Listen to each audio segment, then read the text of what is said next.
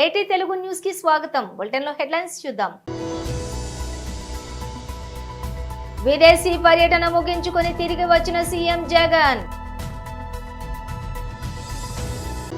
కాంగ్రెస్ ప్రభుత్వం డైవర్షన్ రాజకీయాలకు పాల్పడకుండా ఫోన్ ట్యాపింగ్ వ్యవహారంపై సిబిఐ విచారణ చేయాలి. శ్రీ పాయల్ శంకర్. కేసీఆర్ పై దుష్ప్రచారం, 16 న్యూస్ ఛానల్ పై బాల్క సుమన్ ఫిర్యాదు.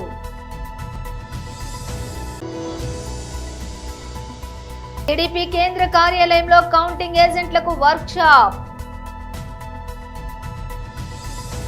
ఆంధ్రప్రదేశ్ ముఖ్యమంత్రి వైఎస్ జగన్ విదేశీ పర్యటన ముగించుకొని తిరిగి వచ్చారు. కుటుంబంతో పాటు మే 17న లండన్ వెళ్లిన జగన్ ప్రత్యేక విమానంలో గన్నవరం ఎయిర్పోర్ట్ లో ల్యాండ్ అయ్యారు. పార్టీ అధినేతకు స్వాగతం చెప్పేందుకు పెద్ద సంఖ్యలో వైసీపీ నేతలు ఎయిర్పోర్ట్ బయట బారులు తీరారు. మంత్రులు, ఎమ్మెల్యేలు పుష్పగుచ్చాలతో సీఎం జగన్ కు స్వాగతం పలికారు. 15 రోజుల పాటు సీఎం జగన్ తన కుటుంబంతో కలిసి లండన్, స్విట్జర్లాండ్లలో పర్యటించారు. రాష్ట్రంలో అసెంబ్లీ, లోక్సభ ఎన్నికలలో పోలింగ్ ముగిసిన మరుసటి రోజు ఆయన లండన్ వెళ్లారు. కాగా విదేశీ పర్యటన ముగించుకుని వచ్చిన జగన్ నేరుగా తాడేపల్లిలోని తన నివాసానికి చేరుకున్నారు. ఈ రోజు పార్టీ నేతలతో జగన్ భేటీ కానున్నట్లు వైసీపీ వర్గాలు తెలిపాయి. ఈ నెల 4న ఓట్ల లెక్కింపు సందర్భంగా తీసుకోవాల్సిన జాగ్రత్తలపై పార్టీ ముఖ్య నేతలతోటి ఆయన చర్చించనున్నట్లు వెల్లడించాయి. తాను విదేశీ పర్యటనలో ఉన్న ఈ 15 రోజుల్లో ఆంధ్రప్రదేశ్ లో జరిగిన పరిణామాలపైన చర్చ జరుపుతారని సమాచారం.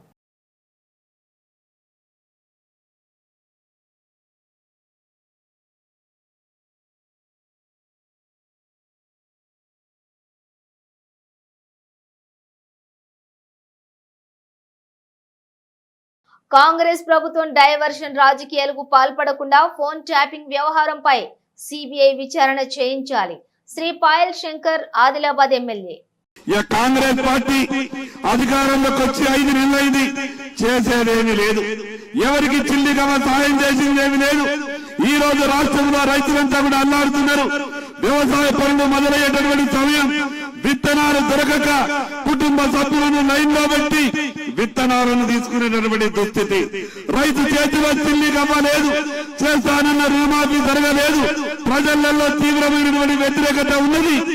దాని మీద దృష్టి మరల్చడానికి జరిగినటువంటి గత ప్రభుత్వ తప్పిదాలను కేవలం పత్రికలకు నీకునిచ్చి పత్రికలలో వార్తలు వచ్చేటట్టు చూస్తున్నారు తప్పితే ఈ చేసినటువంటి దోషులకు, తప్పు చేసిన వాళ్లకు శిక్షలు ఖరారు చేయాల్సినటువంటి అవసరం ఉన్నది. ఈ వేదిక నుండి ఈ రాష్ట్ర ప్రభుత్వాన్ని, రాష్ట్ర ముఖ్యమంత్రి గారికి విజ్ఞప్తి చేస్తా ఉన్నాం. భారతీయ జనతా పార్టీ తరఫున డిమాండ్ చేస్తా ఉన్నాం. ఫోన్ ట్యాపింగ్ విషయంలో వెంటనే సిబిఐ ఎంక్వైరీ కోరాలా. నిన్న జరిగినటువంటి సమావేశంలో ఈ రాష్ట్ర ప్రజల దృష్టిని మరల్చేందుకు, ఈ రాష్ట్రంలో ఉన్నటువంటి సమస్యల గురించి ప్రస్తావించకుండా లేని సమస్యలను ప్రస్తావించే విధంగా ఈ రాష్ట్ర ప్రభుత్వం వ్యవహారం చేస్తా ఉన్నది. భారతీయ జనతా పార్టీ తరఫున డిమాండ్ చేస్తా ఉన్నాం. ఈ రాష్ట్రానికే పరిమితం కాలేదు ఫోన్ ట్యాపింగ్. మొన్నటి వరకు ఇంకా వార్తలు వస్తున్నాయి. దేశంలో ఉన్నటువంటి ప్రముఖులే కాకుండా చాలా మంది దేశ రక్షణకు సంబంధించినటువంటి వ్యవహారంలో కూడా గతంలో టీఆర్ఎస్ ప్రభుత్వం వేలు పెట్టిందని సమాచారం వస్తా ఉన్నది. సిబిఐ ఎంక్వైరీ చేస్తేనే వాస్తవాలు బయటకు వస్తాయి, చేసినటువంటి తప్పులన్నీ బయటకు వస్తాయి. మాజీ ముఖ్యమంత్రితో సహా ప్రభుత్వంలో ఉన్నటువంటి చాలా మంది పెద్దలు జైలుకు పోయే అవకాశం ఉన్నది. ఈ రోజు కాంగ్రెస్ పార్టీ, టీఆర్ఎస్ పార్టీ మధ్యన ఒక ఒప్పందం జరిగింది. రాష్ట్ర ప్రజలారా, ఈ విషయాన్ని మనం అర్థం చేసుకోవాల్సిన అవసరం ఉంది. మొన్న లోక్సభ ఎన్నికల్లో కూడా మోసం చేసే ప్రయత్నం చేసిండు. కానీ ప్రజలకు అర్థమైంది, ప్రజలు వాస్తవాలు అర్థం చేస్తున్నారు. కాబట్టి రేపు 4వ తారీఖు నాడు 14-15 పార్లమెంటు స్థానాన్ని భారతీయ జనతా పార్టీ గెలవబోతా ఉంది. ఇప్పటికైనా ఈ రాష్ట్ర ముఖ్యమంత్రి కళ్ళు తెరవాలా, ఇప్పటికైనా ఈ రాష్ట్ర ప్రభుత్వం కళ్ళు తెరవాలా. ఏదైతే ఫోన్ ట్యాపింగ్ జరిగిందో దాన్ని సిబిఐ ఎంక్వైరీ చేసే విధంగా కేబినెట్ లో తీర్మానం చేయాల్సిందిగా భారతీయ జనతా పార్టీ డిమాండ్ చేస్తున్నది.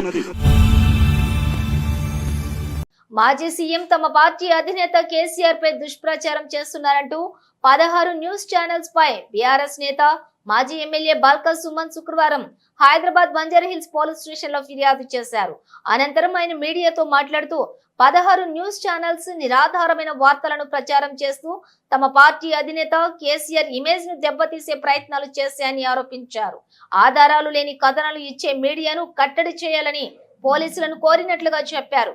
ABN, Andhrajyothi, V6, NTV, I news, Amma, BRK, journalist Sai, mike TV, nationalist hub, prime news, RTV, Raj news, red TV ఇలా 16 న్యూస్ ఛానల్స్ పై ఫిర్యాదు చేసినట్లు చెప్పారు. ఇటీవల లిక్కర్ కేసుకు సంబంధించిన వార్తలు ప్రచారం చేస్తూ కేసీఆర్ ఇమేజ్ ను డ్యామేజ్ చేసేలా పలు ఛానల్స్ కథనాలను ప్రసారం చేశాయని ఆవేదన వ్యక్తం చేశారు. మీడియా ఎలాంటి నిర్ధారణ లేకుండా గొప్ప నాయకుడిపై అసత్యాలతో కూడిన వార్తా కథనాలను ప్రచారం చేయటం సరికాదన్నారు. ఇకనైనా మీడియా నిర్ధారణ చేసుకుని కథనాలు ప్రసారం చేయాలని సూచించారు. కవిత గారి బెయిల్ పిటిషన్పై వాదనల సందర్భంగా ఈడీ ఎన్ఫోర్స్మెంట్ డైరెక్టరేట్ వాళ్ళు కేసీఆర్ గారి పేరును ప్రస్తావించిందని చెప్పి కొన్ని ఛానల్స్ ఇష్టం వచ్చినట్టుగా న్యూస్ను ప్రసారం చేయడం జరిగింది. వాళ్ళందరూ కూడా వాస్తవాలు నిర్ధారణ చేసుకోకుండా కేసీఆర్ గారి ఇమేజ్ను దెబ్బతీయాలని చెప్పి, కేసీఆర్ గారిపై బురద జల్లాలని చెప్పి వాళ్ళు కేసీఆర్ గారి బ్రాండ్ను దెబ్బతీయాలని చెప్పి వార్తలు ప్రసారం చేసినట్టుగా తెలుస్తూ ఉంది. అటువంటి ఒక 16 న్యూస్ ఛానల్స్పై ఇవాళ బంజారాహిల్స్ పోలీస్ స్టేషన్ పరిధిలో, అదేవిధంగా కేసీఆర్ గారి దెబ్బతీయాలని చెప్పి, కేసీఆర్ గారి బురద జల్లాలని చెప్పి తర్వాత పంజాగుట్ట పోలీస్ స్టేషన్ పరిధిలో కంప్లైంట్ ఇవ్వడం జరిగింది. నిరాధారమైనటువంటి వార్తల్ని ప్రసారం చేసి మా పార్టీ అధినాయకులు కేసీఆర్ గారి ఇమేజ్ను దెబ్బతీయాలనేటటువంటి కుట్ర చేసినందుకు వారి మీద చర్యలు తీసుకోవాలి. ఇటువంటి తప్పుడు వార్తలు భవిష్యత్తులో ఎలాంటి ఆధారాలు లేకుండా, ఎలాంటి వాస్తవాలు లేకుండా అబద్ధాలను, దుష్ప్రచారాలను చేసేటటువంటి ఛానల్స్ను కట్టడి చేయాలనేటటువంటి విషయాన్ని వాళ్ళ కంప్లైంట్ రూపంలో పోలీస్ దృష్టికి తీసుకొని పోవడం జరిగింది. తగిన చర్యలు తీసుకోవాలని చెప్పి కూడా కోరడం జరిగింది. ఆ న్యూస్ ఛానల్స్ ఒక 16 news channels: ABN Andhrajyothi news channel, ETV news channel, V6 news channel, NTV news channel, I news channel, Amma news channel, BRK news channel, dial news channel, journalist Sai channel, mike TV news channel, nationalist hub channel, prime news channel, RTV news channel, Raj news channel, red TV news channel, wild wolf Telugu news channel, ఇట్లా 16 news ఛానల్స్కి సంబంధించి complaint ఇవ్వడం జరిగింది. So నేను ఆయా news channels యాజమాన్యాలకు, రిపోర్టర్లకు విజ్ఞప్తి కోరుతా ఉన్నా. కేసీఆర్ గారు 14 ఏళ్ల పాటు పోరాటం చేసి తెలంగాణ తెచ్చిన నాయకుడు. 10 సంవత్సరాలు 2 టర్ములు తెలంగాణ ప్రజల ఆశీర్వాదంతో అద్భుతంగా తెలంగాణ ప్రజల సంక్షేమం, అభివృద్ధి కోసం కష్టపడి నిరంతరం తపన కొద్దీ పనిచేసినటువంటి నాయకుడు. ఒక 50 సంవత్సరాల పాటు, సుమారు 5 దశాబ్దాలకు పైగా భారత రాజకీయాల్లో, అదేవిధంగా ఉమ్మడి ఆంధ్రప్రదేశ్ రాష్ట్ర రాజకీయాల్లో, తెలంగాణ రాష్ట్ర రాజకీయాల్లో తనదైన పాత్ర పోషించినటువంటి వ్యక్తి. కాబట్టి అటువంటి కేసీఆర్ గారి ఇమేజ్ను, కేసీఆర్ గారి వారి ఔన్నత్యాన్ని, వారి విశిష్టతను తక్కువ చేసే విధంగా ఇష్టం వచ్చినట్టుగా నిరాధారమైనటువంటి వార్తల్ని ప్రసారం చేయొద్దని ఈ సందర్భంగా నేను ఆయా న్యూస్ ఛానల్స్ని కోరుతా ఉన్నా. ఇవాళ ప్రజాస్వామ్యంలో 4th ఎస్టేట్ అంటారు మీడియాను. మరి ప్రతిపక్షంగా ఉన్న బీఆర్ఎస్ పార్టీకి ప్రజల కోసం, ఈ ప్రాంత అభివృద్ధి కోసం, అధికార పక్షంపై వాళ్ళు ఎన్నికల సందర్భంగా ప్రజలకు ఇచ్చినటువంటి మాటల్ని నిలబెట్టుకోవాలనేటటువంటి అంశంపై మేము చేస్తున్నటువంటి పోరాటానికి, కార్యక్రమాలకు మద్దతుగా నిలబడి ప్రజల గొంతుకగా ఉండి ప్రజాస్వామ్యాన్ని రాష్ట్రంలో పరిరక్షించాల్సినటువంటి బాధ్యత ఈ మీడియా తీసుకోవాలి. అబద్ధాలను ప్రసారం చేయడం, అవాస్తవాలను ప్రసారం చేయడం, కేసీఆర్ గారి మీద కోపం కొద్ది కొంతమంది ఏదో చేస్తే దాన్ని ప్రచారం చేయడం, ఈ రకమైనటువంటిది ఇది మంచిది కాదు. ఈ పద్ధతి మానుకోవాలని చెప్పి కూడా నేను హితవలుపుతా ఉన్నా. డెఫినెట్గా బీఆర్ఎస్ పార్టీ నిర్ణయం తీసుకున్నది. రాబోయే రోజుల్లో కూడా మేము రాజ్యాంగానికి లోబడి చట్టబద్ధంగా లీగల్ ఫైట్ ఖచ్చితంగా, అవి న్యూస్ ఛానల్స్ అయినా, అవి పేపర్లైనా, సోషల్ మీడియాకి సంబంధించినటువంటి అంశాలైనా డెఫినెట్గా కేసీఆర్ గారి ఇమేజ్ కానీ, బీఆర్ఎస్ పార్టీ నాయకుల ఇమేజ్ దెబ్బతీసే విధంగా ఎవరు కూడా తప్పుడు వార్తలు, తప్పుడు స్టోరీలు ఏవి కూడా ప్రసారం చేసినా, తప్పుడు కథనాలు ఏవి కూడా ఇచ్చినా ఖచ్చితంగా మేము ఫైట్ చేయాలని చెప్పి నిర్ణయించుకున్నాం. ఈ విషయంలో ఎవరిని విస్మరించము, వదిలిపెట్టబోము. ఖచ్చితంగా చట్టపరంగా మాకున్నటువంటి రాజ్యాంగపరమైనటువంటి హక్కుల్ని న్యాయపరంగా మేము వినియోగించుకుంటాం. సో నేను మళ్ళొకసారి కూడా కోరుతా ఉన్నా. సో ఇటువంటి మానుకోవాలని చెప్పి సదరు మీడియా సంస్థల్ని కోరుతా ఉన్నా. మేము పోలీస్ శాఖ వారిని కూడా ఇందాక కోరినాం. మేము అక్కడ బంజారాహిల్స్ పోలీస్ స్టేషన్లో కంప్లైంట్ ఇచ్చినప్పుడు ఖచ్చితంగా ఇటువంటి కంట్రోల్ చేయాలి. మేము ఇచ్చినటువంటి పిటిషన్ను స్వీకరించి వివిధ సెక్షన్లలో మేము మెన్షన్ చేసినాం. ఏ రకంగా వాళ్ళు తప్పుడు వార్తలు ప్రసారం చేసిర్రు, ఏ రకంగా ఉద్దేశపూర్వకంగా కేసీఆర్ గారి ఇమేజ్ని దెబ్బతీయాలని చెప్పి కుట్రపూరితంగా ఈ రకంగా చేసిర్రో సెక్షన్స్ కూడా మేము మెన్షన్ చేసి మరి ఇచ్చినాం. సో వాటి ప్రకారం చర్యలు తీసుకోవాలని చెప్పి కూడా మేము కోరడం జరిగింది. సో భవిష్యత్తులో ఇటువంటి జరగకుండా పోలీస్ యంత్రాంగం కూడా తమ వంతు పాత్ర పోషించాలని చెప్పి కోరడం జరిగింది.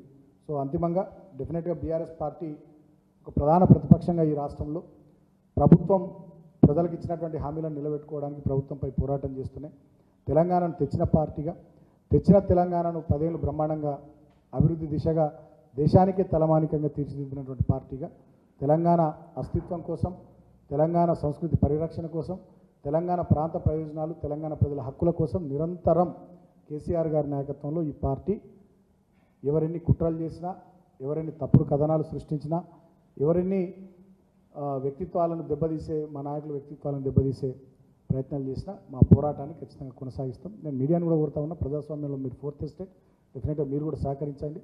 అందరం కూడా కలిసి రాష్ట్ర ప్రజలకు ప్రయోజనం కలిగే విధంగా, రాష్ట్రం మంచిగా ముందుకు సాగే విధంగా ప్రతిపక్షంగా, అదేవిధంగా మీడియా ప్రజాస్వామ్యంలో 4th ఎస్టేట్గా కలిసి పనిచేద్దామని చెప్పి కూడా నేను కోరుతా ఉన్నాను. Thank you.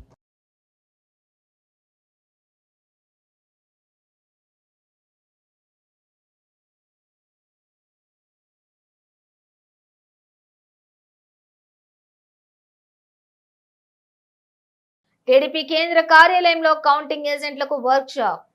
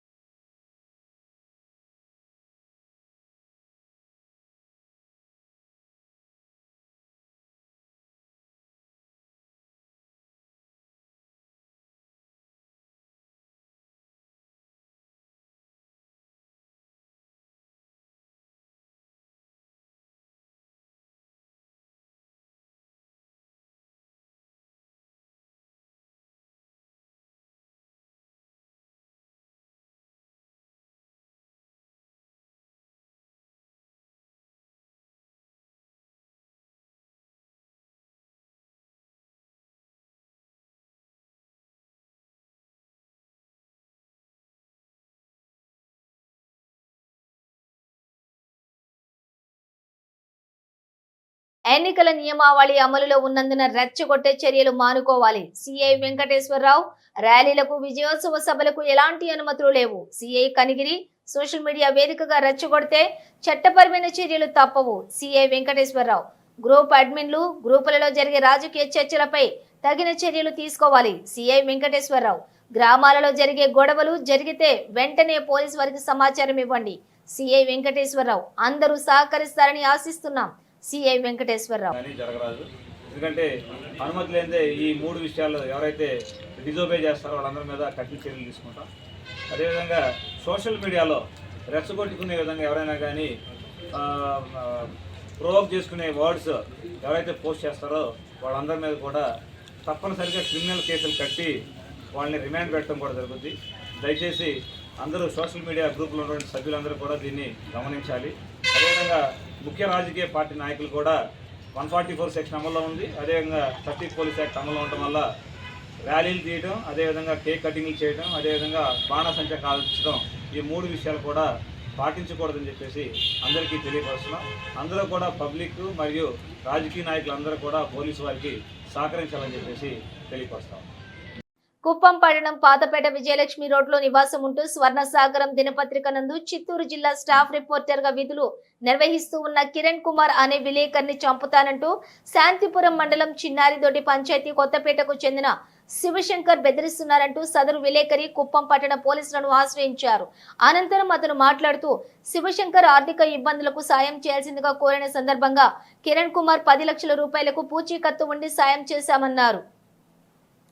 సదరు పైకం వసూలుకు గాను శివశంకర్ ఇచ్చిన చెక్కును బ్యాంకులో డిపాజిట్ చేయగా చెక్కు తగిన సొమ్ము లేకుండా బౌన్స్ అయిందని ఈ సందేశం అందుకున్న శివశంకర్ చెక్కును డిపాజిట్ చేసిన కిరణ్ కుమార్ ఇంటికి చేరుకుని కుటుంబ సభ్యులను బెదిరించడంతో పాటుగా విలేకరి అయిన కిరణ్ కు ఫోన్ చేసి నిన్ను చంపి జైలుకైనా పోతాను, నా చెక్కు డిపాజిట్ చేస్తావా అంటూ బెదిరించడం జరిగిందని తెలిపారు.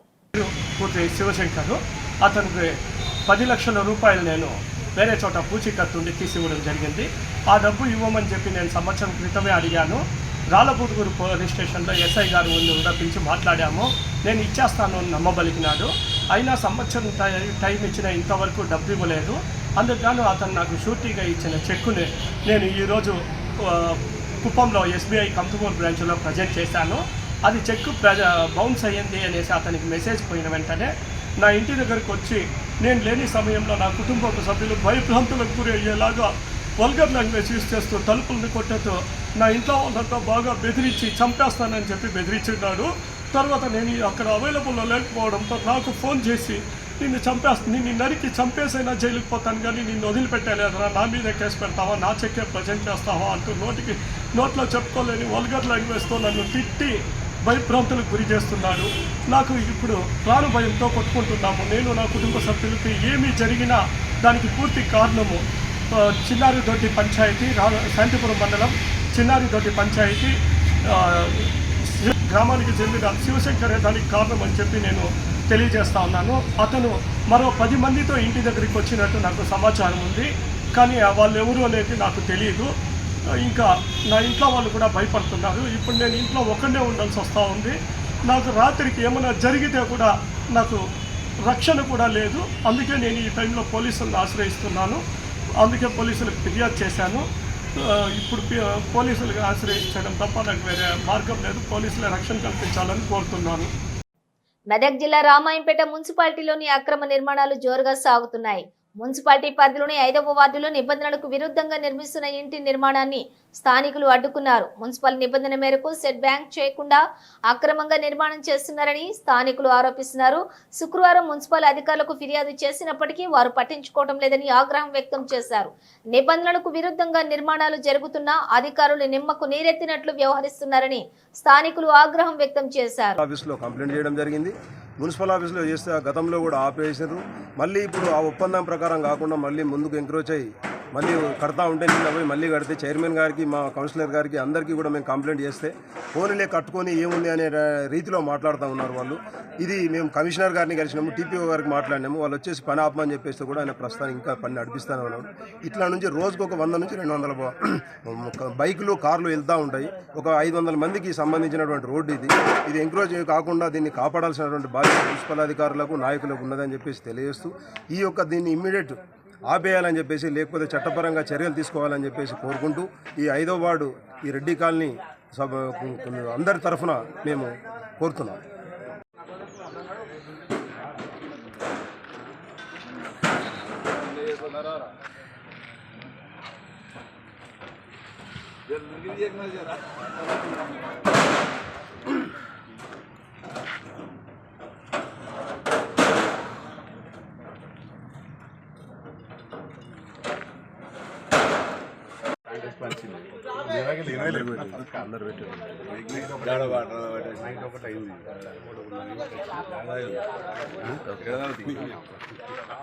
నైట్ ఒకటి ఏడాది కూడా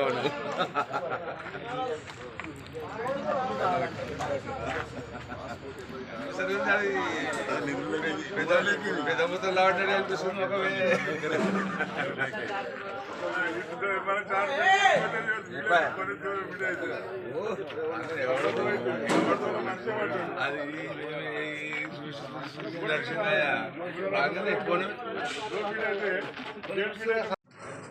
రామాయంపేట మున్సిపాలిటీలోని 5వ వార్డులోని Reddy colony near new building Kamareddy రోడ్లో ఉన్నటువంటి సెట్ బ్యాక్ ప్రకారం మున్సిపల్లో మేము కంప్లైంట్ చేసినాం.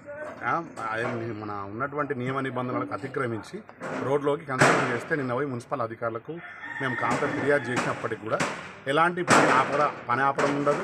మరియు వాళ్ళకి ఇష్టం వచ్చిన రీతిలో కట్టడము, ఇష్టం వచ్చినట్టు కన్స్ట్రక్షన్ ముందుకు రావడము, రోడ్లను ఆక్యుపై చేయడం, ఎదురుగా వచ్చే వాళ్ళ మీకు దౌర్జన్యంగా మాట్లాడడం, ఇది రామాయంపేటలో ఉన్నటువంటి ప్రస్తుత పరిస్థితి. దీనికి తగిన న్యాయం చేయగలరని, మాకు సరైన రోడ్లు సెట్ బ్యాక్ అయ్యి ఈ కన్స్ట్రక్షన్ను ఏదైతే మున్సిపల్ రూల్స్ ఏదైతే విధంగా ఉన్నాయో నియమ నిబంధనల ప్రకారం కట్టిపిస్తారని, దీని యొక్క మాకు జరిగినటువంటి అన్యాయానికి మీరు న్యాయం చేస్తారని భావిస్తూ సంతోషం. బులెటిన్ ముగించే ముందు హెడ్లైన్స్ మరోసారి. విదేశీ పర్యటన ముగించుకొని తిరిగి వచ్చిన సీఎం జగన్. కాంగ్రెస్ ప్రభుత్వం డైవర్షన్ రాజకీయాలకు పాల్పడకుండా ఫోన్ ట్యాపింగ్ వ్యవహారంపై సిబిఐ విచారణ చేయాలి, శ్రీ పాయల్ శంకర్. కేసీఆర్ పై దుష్ప్రచారం, 16 న్యూస్ ఛానల్ పై బాల్కా సుమన్ ఫిర్యాదు.